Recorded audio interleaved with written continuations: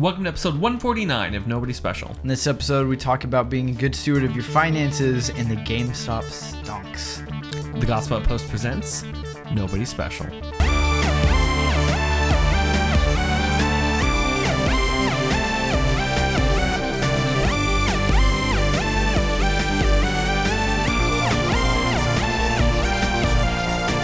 Hey everyone, welcome to Nobody Special, two nobodies talking about the somebody who matters. I'm Danny, the host and financial strategist of Nobody Special. And I'm Caleb, you're the host of Nobody Special. This is a podcast where two generations of people are looking to find God in pop culture, politics, and everything in between, all while not taking any of it too seriously. Hi Caleb. Hello. I've missed you. Hey, I've missed you too. Andrew did a great job. We want to say a special thanks to Andrew for kind of jumping in at the last minute. We had some things come up, but... Did you tell him that I said he's the bomb.com? Yes. No, you didn't. The That really end of hurts the my previous feelings. podcast, I said that you said hi and thank you. Did you? The bomb.com. Andrew, if you're listening to this, I need you to know. You are the bomb.com. I don't know what that means or what that looks like and how that plays out in real life. No, I'm not going to type that in. I was just thinking, it's like, I'm not on a watch list yet. That'll be a way to do it. Hey, I'll be on a watch list. Uh-oh. No, I got to type it up here. Right. You have to actually type it in the URL board. You're about to Google it. Did you put a space? I'm sorry. I don't put a type space often. in the URL. There's a lot of pressure. You don't meme. type. No. We don't want the meme. We want the website. Oh, if the ISIS theme music kicks in, we're restarting this episode. Bomb.com. It's the internet's... What? We've gone nuclear. Oh, okay. I was like, I don't know what that means. What is it? Enter the construction. So it looks like the bomb.com says it's a bunch of internet-y stuff. It's kitchen. No. What? It looks like it's like a media website. It looks like articles kitchen and design. stuff. This What? is okay. There's so many different things I don't even know what this is. All right, this is podcast poison right now. What we're doing, we're looking at a website You can't even see it. and reviewing it. Yeah, and we're not showing it because they didn't pay us that ad money. Notes. But to be clear, if they did, we would probably. Yeah. Speaking of bombs, though, better way to say that. Whatever. Moving ahead, Caleb. A couple days ago, there was a meme going around the internet that I didn't know I needed until I saw them, and then I stayed up an hour scrolling through these memes, and they made I hadn't laughed that hard in a very long time, and I was super excited about it. Yeah. So the trailer to Godzilla vs. King Kong came out. Right. And someone tried to start a debate of like, who would win, Godzilla or King Kong? Mm-hmm. And like, it's Godzilla. He's a giant kaiju who shoots radioactive blasts out of his mouth, and King Kong is Big Ape. I don't know, but he's a lot bigger than Godzilla. No, he's not. I thought he was huge in the trailer. But people were picking apart that trailer because it's like, how is this a fight? One of them. What are you going to do if plants. King Kong wins? How is that going to make you feel? No, he's not going to win. Here's what's going to happen. All right, guys, you don't have to go see the movie because I'm about to spoil it for you. King Kong. Sorry, they have to get King Kong to fight Godzilla because Godzilla's back for reasons that are poorly written. But Godzilla's back. So far, like in the other movies where he's like, oh no, he's back. I haven't seen the new one. What happened to him in that? He came back and they stopped him. They stopped Godzilla? Yeah. Oh, he's the bad guy? He's a big monster. Right. So they have to go get King Kong to go fight Godzilla, and they're gonna try and fight. But then King Kong is coming back because there's actually another monster coming back. We don't know which monster, but there's going to be another. And King Kong and Godzilla, they're going to have to work together because they're two beloved monsters that both of them, they have a solid fan base. And they're going to have to battle this bigger monster together and put their differences aside, despite the fact that they're just kaijus and creatures of destruction. Mm-hmm. And they're going to have to team up in order to protect Earth in some manner, but then the Pacific Rim robots are gonna come out and. I know you're making fun of my idea, but that is 100% how it's going to happen. You think so? Yes. If Godzilla and King Kong and all and Pacific Rim were all the same world, I'd be very happy. Not Pacific Rim. I want to be clear. Where my prediction ended right before Pacific Rim, but there's going to be a third monster come out that they're going to have to fight together, because you can't kill King Kong. King Kong is a beloved character, and you can't kill Godzilla because also beloved character. Right. But what you can do is make hilarious memes on how it's not even a fair comparison, and if the blast out of Godzilla's mouth, which is radioactive beams of terror, essentially, were to have hit King Kong, he would obliterate immediately because it's a nuclear a blast coming out of his mouth. Right. And instead, in the trailer, King Kong decided to shoot his axe, which we don't know why. Shoot his axe? Yes, King Kong gets an axe, and he was swinging it at Godzilla. And to defend himself, rather than obliterating the monkey, Godzilla shot the axe, but it was still coming down, so it was that like power move kind of shot of like, who will win? But I think the thing that's going to happen is the final blow against the biggest monster is Godzilla's going to shoot the axe again, but it's going to fly into the other monster because they're teaming up and working together. And then Millie Bobby Brown's going to have some kind of understanding of friendship or family or some really weak a B plot, and then we'll go home. And it is really sad because I feel like they went down this, I don't know, like the new King Kong movie seemed really dumb, but like the original new King Kong movie was actually kind of dope. Like I remember really King Kong? Yeah. The first I know what you remake. mean though. Yeah. Not the one with Ferris Bueller. Not Ferris Bueller, but the one that was like Fry from Ferris Bueller. Not Ferris Bueller. Not actually Ferris Bueller. But the new one before the newest Godzilla movie. Wow, this is confusing. Yeah, man. It's one with like the red. Yeah. But so in the older new one, I'm so confused. I hate this conversation.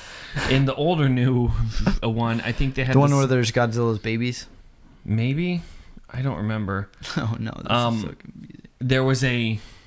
There's a statement they made where the scientist is talking to the military guy, and this is why if I could encapsulate why this movie sucked, it would be the writing, because the doctor, the scientist, is telling them, it's like, we have to be careful. He feeds off a radioactive energy, and any kind of a radioactive energy makes him stronger. And then the military captain goes, well, we have nukes. And the scientist is like, well, hey, bud, I don't know if you missed my like TEDx I just did on this thing. Yeah. He likes it. That makes him stronger, is what I said. It's like, no, but the nukes are big. So guess what they do? They fire the nukes, and guess what happens? He just gets bigger. Yeah. And I was like, that is the laziest. Is that in that one? Are you sure? I don't remember that. One of them. Might be that one. I think so. It was just not. Yeah. Yeah. But the new one after that one that we're talking about with Ferris Bueller wasn't too bad, because they didn't like super focus on the Godzilla aspect. There was like some actual good side plot, I thought, at least. And then the King Kong one wasn't bad either, although it wasn't really about King Kong. It was just like about them trying to escape King Kong. Yeah. So that was what was kind of weird. And that's why Millie Bobby Brown at the end is going to learn something about friendship or family. Yeah, I don't know. And people are going to go like, oh yeah, I forgot there's a B plot here. Yeah. But yeah. So I mean, like, I want to see it. I have zero interest in it.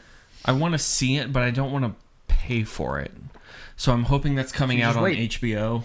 Yeah. Because like I did get HBO Max just for, they got me on the movies. I've seen a couple of them already. There's another one coming out tomorrow or today when the podcast comes out that I'm going to see, which is pretty dope. But what is it? The one starring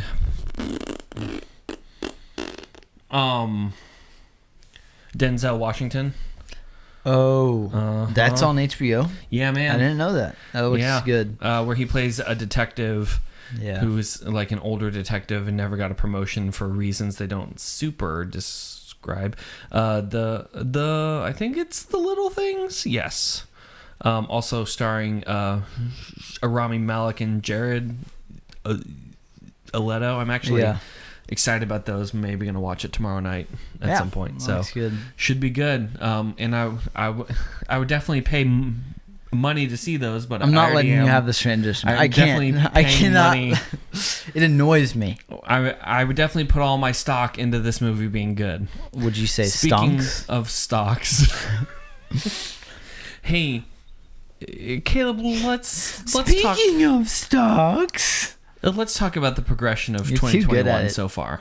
Okay, I need to know. Do you pre-plan these out in your head, or do you just get it on This a whim? jazz, baby. I do not pre-plan these. It's either a sign of brilliance or insanity. This jazz. This jazz. That's a good way to put it. I like that. No, yeah, I don't plan these awful. It's an art.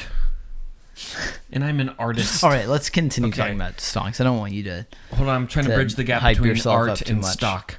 No, so can we talk about the progression of 2021 so far? Yeah. Every day in January has been a long month. Right. All of them. Yeah. Every last day. It's crazy. They gave us 5 days off, and then we had the Capitol riots, and we were like, crap. All right. Every day after that was a long day. Inauguration was a long day. Andrew and I talked about it. We had a lot of fun talking about it in a non-political way. The Bernie meme, I'll be honest, good kind of breather from the world. And now... Yeah, that was a good breather. And now we have really weird things going on in the stock market. So, stocks coordinated by Reddit. Of course. And I don't... Oh, well, all right. Before we get into it, I'm going to give the background of the story in case... For those of you that have decided to just turn off all the news and shelter in the bunker, here's the things that you have to understand for the story. A group on Reddit coordinated an inflation of a few types of stock, including GameStop and others, to cause damage to hedge funds to some of the top financial institutions. None of this is a crime or insider trading because it's a knowledge that they're going to do this. The hedge funds, they're going to promise to buy a stock or something. I don't know. It's complicated. Stocks are weird, but the hedge funds, they were trying to drive a stock down in price in order that they could make money off of it by getting people to promise to pay more than the stock is worth and then drive the price down. Anyway, it's a whole thing. But because this group out of a Reddit came to inflate these stocks, it created a lot of problems in a lot of financial institutions and trading platforms, including one called Robinhood. And this is open to all people, but they then decided to stop giving access to trading those stocks due to market volatility, quote unquote.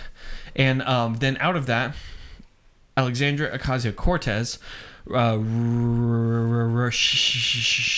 Tlaib, Ted Cruz, and Ben Shapiro, they were all able to agree on a thing together, that this is a pretty and nasty thing that Robinhood did by telling people they can't trade this stocks and not being able to do it through their platform and trying to halt the trade. Because the Redditors, they were doing a thing that stock market traders do on the regular, just in the other direction. So, and as asked about it, the current press secretary, Jen Psaki. I'm not pronouncing that correctly, but just go with it. The press secretary for President Joe Biden, when questioned about if the SEC is going to be a part of an investigation or anything, she made it very, very clear that we have the first female Treasury Secretary. And that's all she said. Yes. So I want to be clear. Christians, now is not the time to take all of our hope and throw it out the a window and claim that all things are ending. Mm-hmm. Caleb, help. What is happening? Reddit coordinated not even an attack, and they took billions from hedge fund people, and AOC and Ben Shapiro and Ted Cruz are all agreeing. It's honestly all of it is kind of I feel like is good. But don't worry, the first female treasury secretary is female. Like the first, how is this can't be the answer. The answer to what? The question of will the SEC be investigating? She's a girl. Oh. Racism solved. Like I am, yeah. Yeah, it's definitely interesting, and I think that, I mean, it's just funny, that Reddit has this much influence and is able to coordinate something like this, and it's always just a good reminder that you can't put your hope in anything, and nor should we as Christians. Other than Christ. Okay, good. Right. Like, I mean, oof. Yeah. Probably should have made that clear. There's no hope, everyone. You're going to die. Pack it up. And just... Death is coming. The fourth horseman rides at dawn. And I think that this is just a good reminder, and I mean, it's not even, to be honest, what's going on. Sure. I mean, I guess it's annoying. I don't know really. You said Robinhood is a trading app. Yeah. And ironically, named after the man who robbed from the rich to give to the poor, which is exactly what they prevented doing here. Yeah. And no one has reported on that irony except right here is the only time I've heard it. Is that not lost on anyone else? Yeah. That they moved to protect the 1%, and it's weird because it's the most kind of a socialistic thing that I'm so close to. No, absolutely. I mean, because you can do whatever you want. Right. You can do that. It's supposed to be the free market, but they said we're losing thousands and millions and billions of dollars because people are doing the thing we do every day, so we're going to prevent them from doing the thing we do every day. Now stocks are gambling. Period. So I know Christians that are against gambling, and there's there's a biblical case for it and against it. You can have a debate. Stocks are gambling. Ish. I would agree with you in a sense, but if you know what you're doing, and just like gambling. Gambling is different because you can know and you can count cards, you can do all that stuff, except it's illegal. With stocks, if you truly know what you're doing and you're good at it, of course things can happen, right? But that's anything that you put your money in, right? But I mean, that's probabilities too. And that's probabilities in cards. It's the same thing. It's like, now if you're just dumping $500 into something and just hoping, I hope this works out, then I'd say, okay, your intentions aren't really great, and nor do you know what you're doing. You probably shouldn't have stocks. So do you disagree with stocks? I'm actually curious. Do you disagree with stock trading? No. I just also am not super in the camp that gambling is necessarily a sin. Gambling? Yeah. Some people think gambling is a sin. I'm like, it's a gray area. I think the bigger issue is it being a good steward of the things that you've been given. So if I'm bad at blackjack, if I'm going all in on blackjack, then frankly that's being a bad steward. There's things that you need to do first before you go and gamble money. And to me, the stock market is the same as gambling, but that's based on skill. I know as much about, I'm probably better at poker than I am at the stock market. And so if I had $200 to invest, I'm going to go play poker because I'm better at reading people than I am at figuring out what the heck stocks are doing. I mean, it's not all that hard if you pay attention. I played the stock market game in high school, and I almost won. I wanted to say I won, but I freaking didn't, and it makes me really upset. I did second place, though.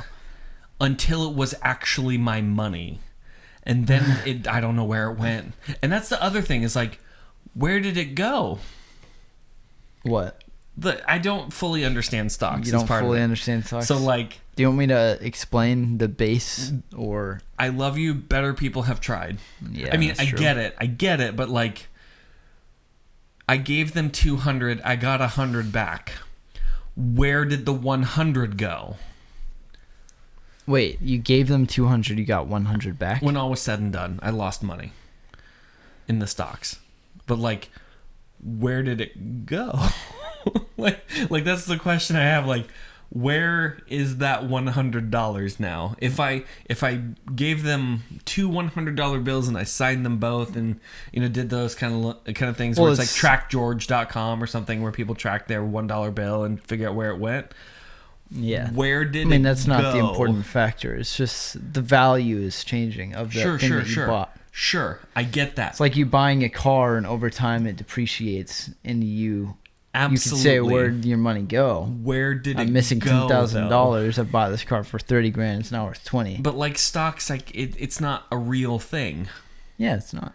So where did it go? Like, where did it go? You know what I mean? It's a real thing. Yes, it's a real concept. It's not. I get what you're saying. Yeah, like, does it just freak you out? Where's my $100 bill? I mean, I don't even think people need. Like, I don't think it's a needed thing at all. Don't get me wrong. Like stocks. Oh yeah. I feel like half people probably shouldn't trade stocks, including myself. Yeah. Yeah. I mean, like, so this to me, even the stock market and the Wolf of Wall Street type of style trading and that kind of stuff. This to me is the obvious flaw of capitalism, in that it paves an easy path to greed and going to injure another person in order to gain personally. And this to me is the biggest flaw of like the stock market, of capitalism, of all these things, is because it's competition based. There is this aspect of, if competition isn't checked by morals, then there's a no stopping a doing immoral things to get gain. Do you know what I mean? And that, I mean, that was the whole plot of the Wolf of Wall Street, and people kind of idolize that guy a bit, which is the opposite message you were supposed to take away from that movie. He's not supposed to be the hero. He's supposed to be the guy that you're like, I don't want to be him. Right. Or kind of same thing on Scarface. People are like, Scarface is so awesome. Scarface dies at the end because he snorts cocaine to death. You're not supposed to idolize him, but go like, wow, that's a sad way to live. But still, overall, I think of the systems, capitalism is a good thing because it's a free market. But it does pave paths open to this kind of thing where the hedge fund managers can, based on their own whim, drive to close a business, essentially get them go bankrupt, and then profit off of that based on how they do it. Right. And to me, that's an ethical line that I think needs to not be crossed. But if the goal is just get more money, then that's a line they're fine crossing. Yeah, that's the difficult part about, just America and the world we live in, is like, there's a lot of freedom to do good things and to also do bad things, but you can't have one without the other. That's or else one side isn't going to be, or else you wouldn't be free, and that's that's why I say again that it's like a good reminder that we can't have our hope in these things and in the way our government works or any of that. It doesn't matter what government you're in and if it's socialism or capitalism or whatever, there's always going to have it's always going to be problems. Sure. And so I think that it's just, it's a crazy thing that happened, but it's also a good reminder. Yeah. I never thought we would get to the place of saying there was an attack coordinated, not even an attack, a stock buying effort coordinated on Reddit that got trading apps to shut down and took away billions from hedge fund managers and caused unity in politics from Reddit. Yeah. Reddit. You know? Yeah, it is. It is great. Especially, it just makes me happy that it's GameStop. Right. I mean, they picked a GameStop because they were pretty easy to crumble. Right. And so I personally do think it's kind of ironic that they were trying to buy it back at a low price, but instead, you know, you had to sell it again at a higher price, which is their game trading model. I really tried hard to make that joke work, and I don't think I did. Yeah, you know, like, I'll give you $2 for it. You know, GameStop's like, hey, can I trade this in? Yeah. They artificially deflated the price of my game, and then they turned around and sold it for more. It's just ironic. That is so annoying. Yeah, I went to turn in my PS2 as a kid. Mm-hmm. Because like something had happened. I think the CD player broke. And so it wasn't a PS2 anymore. Wait, no. It was a paperweight. I take this back. It was a paperweight. No, I take this back. This was a working PS2. That was a separate occasion. Okay. There was a lot of PS2s in our family. Oof. All right. They came and went. But yeah, they literally offered like, I think, to give us $10 for it. And this was at a time when a PS2 still had value. Or $20 store credit, and you're like, you're keeping me in your economy. Okay, you suck, but all right. And then you're gonna go and sell it for like probably like $70. I'm like, this is dumb. No, they're gonna sell it for like $150. Like that profit margin gonna be happening. Yeah. So it's weird this is happening to GameStop because we were almost all sure they wouldn't make it through 2021. Yeah. But now their stock is doing great. And I mean, you just got to really get rid of your confused. trade-in policy at that point. Like if it's like that obvious, and you know you can't make money unless you're just genuinely lying to people, then just don't do it. Well, there's been pretty good articles that they've been genuinely lying to people, and I think that's built into their business model. They actually got in trouble for, at one point, opening up new games and taking out the free game code for something else. Oops. Wow. Not supposed to do that. GameStop. But we're not even sure GameStop, they just picked GameStop because they knew they were going to try and do a short sale on all the GameStop stock. GameStop stocks. And so they dumped all their... Honestly, if it hadn't been for the $600 COVID checks, I don't think any of this would have happened. No one would have money to just flawlessly a few thousand people had $600 to dump into a $20 stock. They're like, go ahead. So it's just been crazy though that there's this animosity all based in trying to gain the most amount of money possible. Right. And I think in a scriptural context, there's a good amount of things. Actually, the Bible talks a ton about finances, and I don't think it's because God's trying to balance our checkbooks or anything else, but because of the amount that our checkbooks and our finances and our treasures are tied to our heart. I mean, there's a passage I forgot to look up, and I apologize about that, but it says that where your treasure is, there your heart is also. And there is a part of that that's talking about our finances, that if I'm spending all the effort or the place that I crave the most, I'm going to put my finances into. It's why guys take girls to expensive dinners, because they genuine care about those things, and so they'll put their treasure into the thing where their heart is. I mean, you're great. I won't take you to Ruth Chris. Yeah. I won't. Or we'll separate checks it. Separate checks it? CHEX? Yes, we're going to bring our own checks. Yeah. We just want to sit in Ruth Chris. Yeah. Gosh, that's probably $20. Yeah. It's probably on the menu. Like... You have to get a water, sir. Yeah. The water's like $50. It's Voss. No! But there is this aspect of where we put our treasure is the place where our heart is, because that's where our treasure is. Right. And I think many times the pursuit of financial gain above other things has been a type of idolatry that has ended in the the destruction of people. There was a there's kind of a study that's been done that people got asked, hey, what's the current amount that you make now, and what is the amount that you're going to need to make in order to be happy? And the answer, although the number is different, the concept, it was kind of the same across the board. It was always more. Right. If people that made 35, they need to make 45 in order to be happy. People that made 45, they need to make 55 to be happy. People that made 100, they needed 125 to be happy. I think to be happy is an interesting phrase. Right. Because I think, I mean, to be honest, I don't know, the fact that you think you're going to get happiness out of money is funny.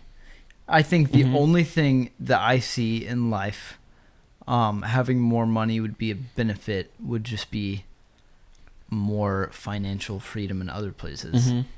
And to be honest, I feel like at most you might have just a little bit less stress in your life, but that stress is immediately going to be filled by other things. Right. That's the thing. That's the thing they're trying to say, is that even as people got more, they still lived beyond their means, essentially. Yeah. So you think, I have 45 now. That means I can maybe sneak in, get in this TV and maybe this, and then you're just like, technically I'm still making 35 because I'm just wasting my money on all this stuff. Right. They didn't build in a margin in order to live off the margin. They were always craving more. And I think especially finances and treasures and that kind of thing, there isn't an amount that's going to be able to satisfy because there's still more to get.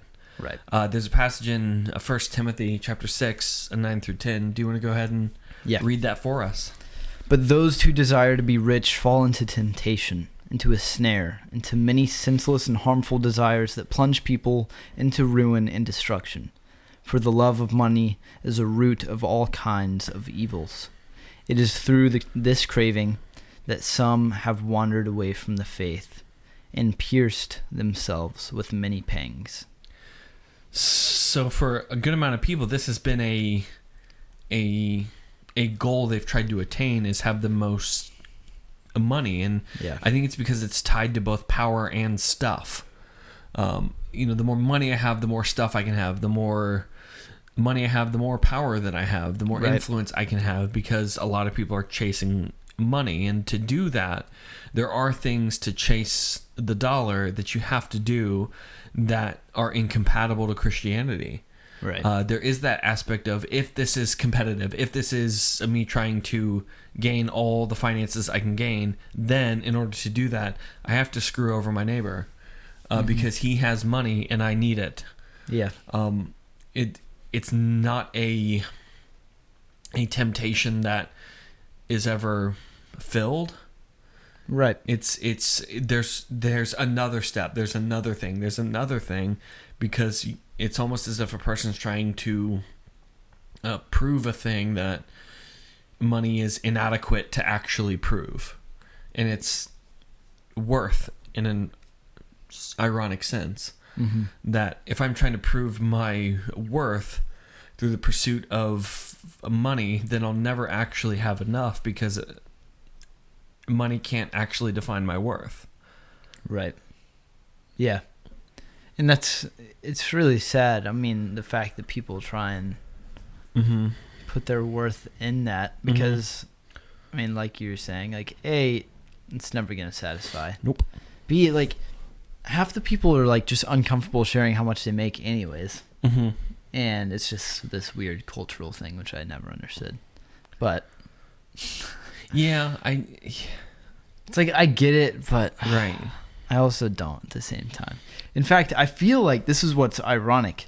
I feel like people are more uncomfortable saying how much money they have when they make more instead of less. And that's something I've noticed to be true. And I think that, like... I was ashamed of the amount of money I was making at one point. And not because it was so high. Does that count? Like... yeah, I mean, it's probably like, different for everyone.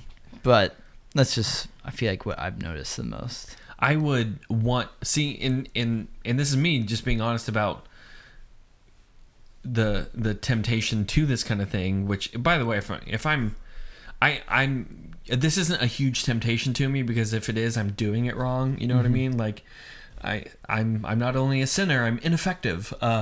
But I chose ministry to earn the dollar. You know, that doesn't happen often. And I was actually joking, talking to a couple pastor friends and I, that if we were trying to be financially rich, it would be a lot easier. All we would have to do is sell our soul, and then it would be a lot easier. It's the easiest thing to do if I tie it to spirituality. You will burn in hell for doing that, but like, I will have had a nice car here. I don't know, a jet. Yeah. Not to call anyone out specifically. No. But Jets. But the problem is, it isn't that money is bad, and I think this is kind of a thing in Timothy that's misunderstood. That it isn't that money is bad. Right.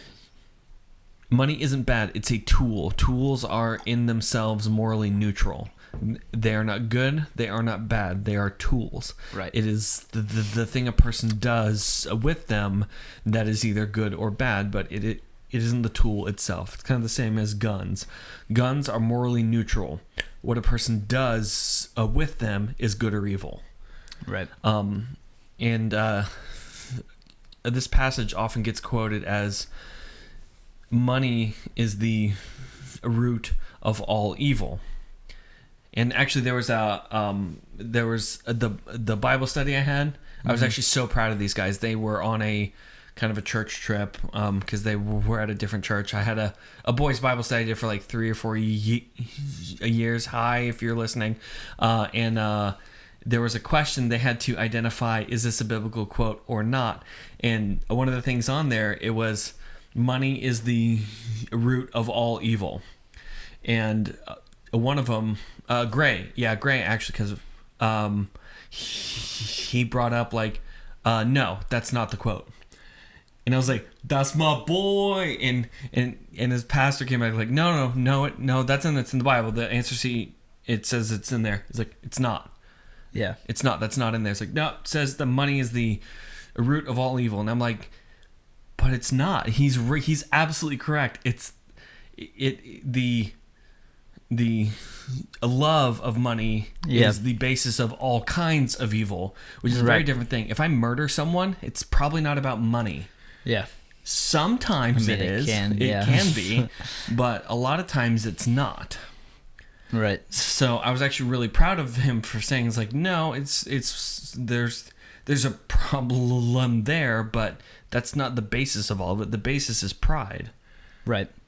Yeah, I think that, I mean, it's just true. And that goes for a lot of things. I mean, like, that's the same to be said about, like, I don't know, a big argument. It's like weapons, like guns. Guns kill people. I mean, it's like, no, people kill people. Right. And I think it's the same thing as, like, what you're saying here. Right. And the love of money. Right. That it's not money itself, but the intentions on what is to be done with that money, and the value that money holds in that person's eyes. And I think money has to hold some sort of value, of course. And I think that it does, but like, how is your view? Is your view on the money that this is not my own? This is God's. This is what He has entrusted me with. And now how am I going to spend it? Which will just change your freaking view of money a lot. Yeah. And even with like simple purchases, like a freaking coffee from coffee shop for me, it's like, do I really need this coffee? Or a $6 ice cream. You know, like, I can get like a gallon of ice cream for $5, you know? Yeah, exactly. And it's like, so, I mean, really, is your view of money, is it this thing that you can use, like you're saying, a tool, or is it this thing that you're just using to fill some hole inside of you that you're never going to fill? Right. And it's easy to like make that seem like this big thing, but in reality, it is like, it is small things, small purchases. It's not always you buying a freaking car or like anything like that. Like, it could just be a coffee from a coffee shop, or But yeah, it's really your intentions. It's all about being a good steward of the gifts God's given. And, right. And I know overall that passage talks about being a good steward is about more than just our finances, but it's not less than talking about our finances. Right. If I've been given $200 by God, then I need to not go like, I'm going to buy $200 in Tootsie Rolls, because that's not being a good steward of the gifts I've been given. Now, granted, there are times where a person may actually need to buy $200 in Tootsie Rolls. I am a children's minister. That day will probably come where I need to mass buy some kind of candy for something in order to effective do ministry better. But that's it's a matter of being a good steward and caring over the things God gave, and money is a tool to do that. But I don't know. There's a ton of people that try and take that as they need to give the image or the perception of wealth in order to be attractional to people. It was a thing that bugged me all the time, is that people, there were cases that people, they needed to give the image of glory, for lack of a better word, in order to demonstrate the glory of God by trying to communicate that God has poured his riches upon us. Now, when it came down to it, because a few cases that I knew this had been going on, that was actually lying. They were financially unstable, paying for things they couldn't afford, to go into debt in order to attract business, to do these kinds of things, and that's just called lying. And the Bible is very clear about debt, essentially saying, like, don't get into debt. And granted, I say this as a person who has student it's loans, hard to do nowadays. And but that's, I mean, because I'm in debt, I am a slave to my debtor, and I'm only intended to be a slave to Christ, because now, in order to be true to my word, I also am coming under my debtor as king, essentially. And I think that's the bigger problem of going into debt. But thinking through that now, if I'm not going to go into debt, then that changes the way I buy houses, the way I buy cars, the way I go to school, the things I put on credit cards, like those kinds of things. It changes all of that if I'm actually trying to be a good steward and handle finances in a manner pleasing to God. Crazy difficult too. Yeah. I have a mortgage and student loans. These are two people I have to pay or they take my stuff. Right. Which isn't how that's intended to be. Yeah. It is crazy. Yeah, I think that it's all like money is just like so different for every person too, because like it's easy to just like map it to being this greed thing or anything like that. But I mean, I guess it all comes back to greed of some sort, but greed like and pride, another thing is like that I feel like what I fall into more is like the savings account, where it's like, oh, if I can just build this up more and more and more, right, then I'll get comfort out of that. Like it's not this thing that I want, like this new like Mustang car. It's just security. Yeah, security. And I think that's probably what it is for a lot of people. And that's just as bad, that I put a lot of my comfort of just day-to-day spending and living and all of that in how much money I have in my savings. Right. Which is ironic because I really don't have that much. But I mean, there is a security to that. And to an extent, there is a wisdom in doing that. Right, yeah, for sure. I mean, especially buying a house, they kind of teach that it's important to have 3 months in kind of all kinds of saving in case anything happens. Yeah. That you'll be able to afford it. And that's hard to do because our Western culture tells us get the money that you have and spend 110% of it. Right. Which is like quick maths that doesn't work. Yeah. So, I mean, I just had a car emergency where my transmission decided it didn't want to work anymore. Yeah. And so I had to go into a little bit of debt to take care of it. At least for the time being, I'm getting some help on it because I love you, Mom and Dad. Thanks.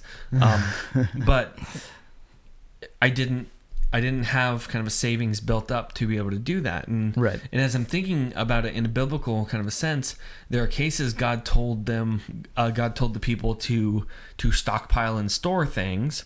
Mm-hmm. And there are cases that God told them, now go and give it all away. Right. And I think it was kind of a matter of idolatry in both cases. I mean, storing things, that was Joseph being told, hey, the people need to store grain for 7 years because a famine is coming. And that tackled their idolatry of their own stuck up kind of a nature that they had to be willing to sacrifice during this time in order to make it through the other time by not being as grand as they could have been. In other times, there's the parables of the rich guy that is stockpiling things and builds bigger barns and in order to store his things that and then he dies, or the story of the rich man that approached Jesus and said, how do I obtain the kingdom of heaven? And Jesus says, sell everything you have and give it to the poor. Mm-hmm. And it isn't that by doing these things this man was going to earn his eternity, but by doing them he was going to slay the idols that he had built up. Right. And in that story, the man walks away sad. Now, I think we might have talked about this too, but like people tend to claim that man didn't go do it. And I think that story ends intentionally the way it does by saying, and he walked away very sad. We don't know if he did it or not. Because I think this is intended to be a story that we can identify a bit with of all right, this man, he walked away very sad, but what did he do? Mm-hmm. And then if I'm faced and have that decision, what am I going to do? Yeah. And I think that question scares a lot of us of God asking us to give up the thing we hold dear, to give up our treasure in order to honor him. And I think being asked to give it up, honestly, scares us a little bit. Yeah. Right. And I think that's part of this thing in Timothy it's talking about is those that are falling into the temptation of just accruing money doing it at the expense of others, kind of the same thing that both the hedge fund people and the people on a Reddit are doing. There's an abandonment of faith that has to happen because it's an understanding that I am gaining based on another person's misery. And I think that's very problematic and destructive to the soul and our connection to God, because it does the opposite of the thing Christ did in giving up the treasures of heaven to come down to us instead of enjoying kind of the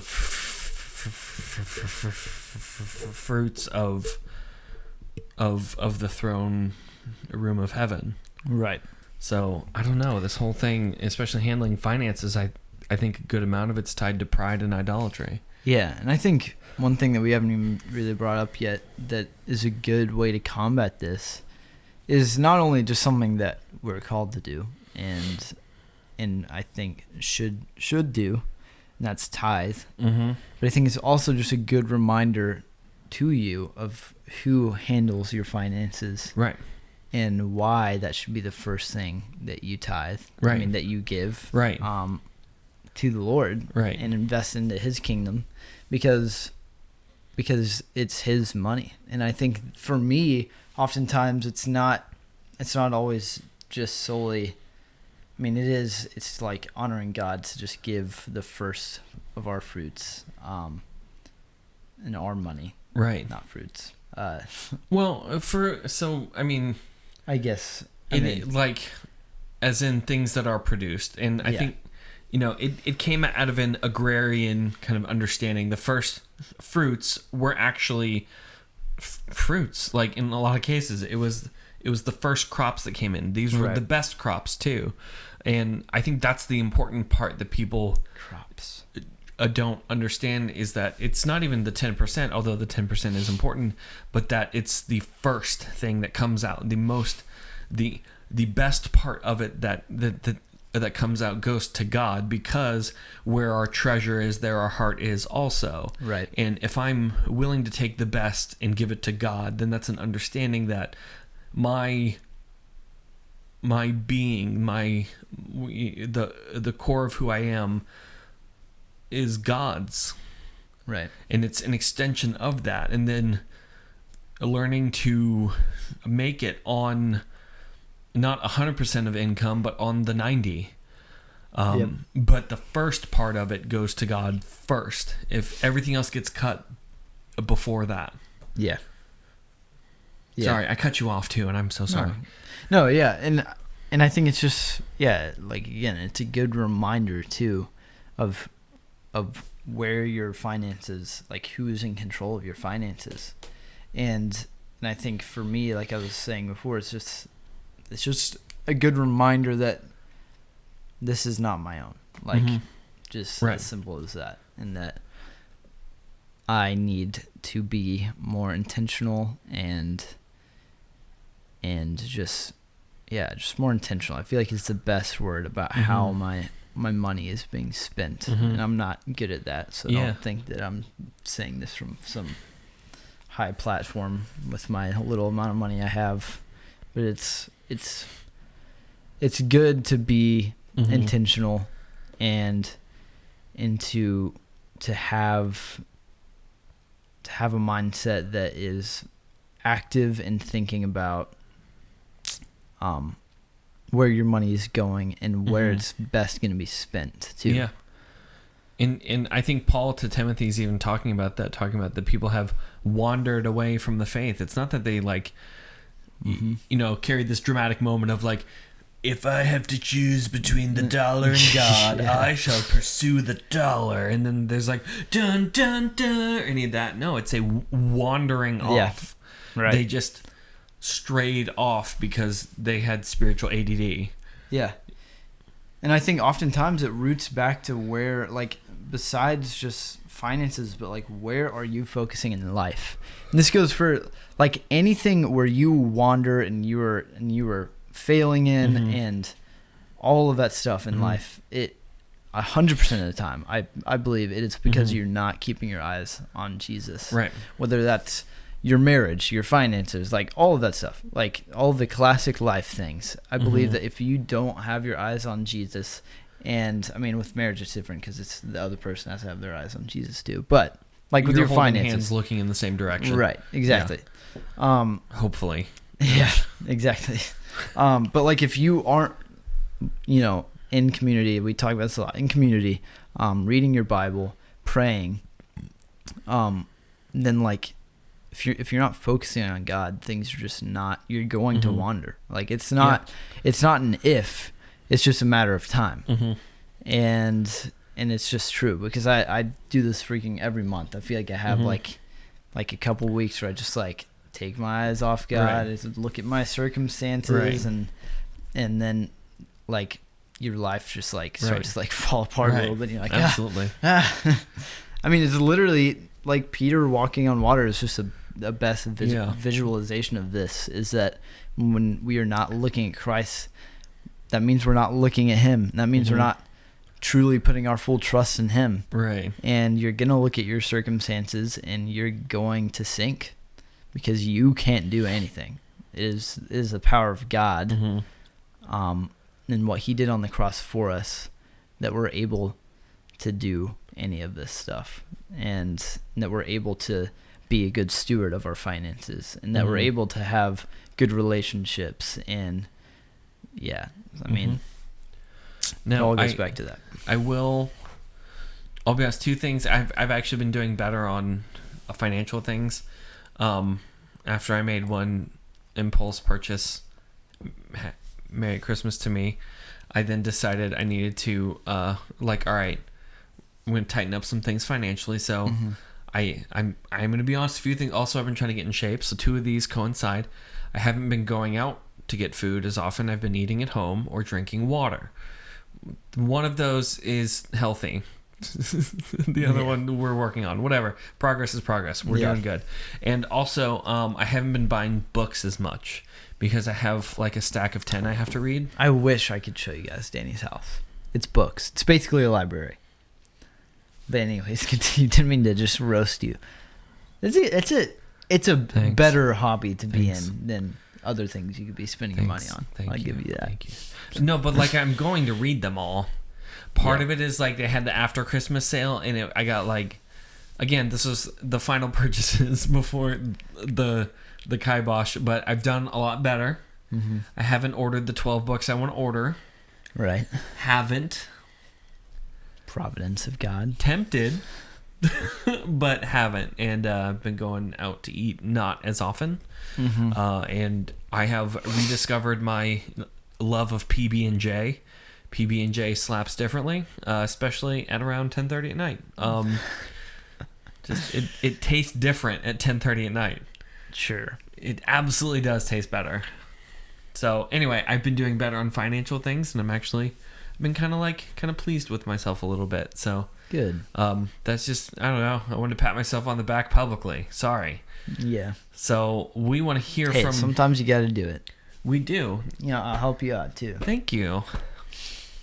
Thanks. He literally, for our audio listeners, tune into the YouTube version that comes out on Tuesdays. I mean, I think he patted me on the back, but we're whatever. We want to hear from you though, and all the thoughts that you have, and are there any good tips or tricks as a Christian that you have kind of found or put in place to be good stewards of the finances God has given? Or and don't just copy and paste. And I was hoping by the end of this sentence the man's name would come to my mind. Finance David guy. Ramsey. Don't just copy and paste all the things Ramsey. From Ramsey's book. Gordon Ramsay. From Gordon Ramsay's book. From Dave Ramsey's book about put different buckets.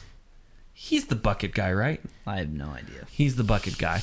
But no, please do tell us any tips and tricks. Put it on our any of our social media or send us an email.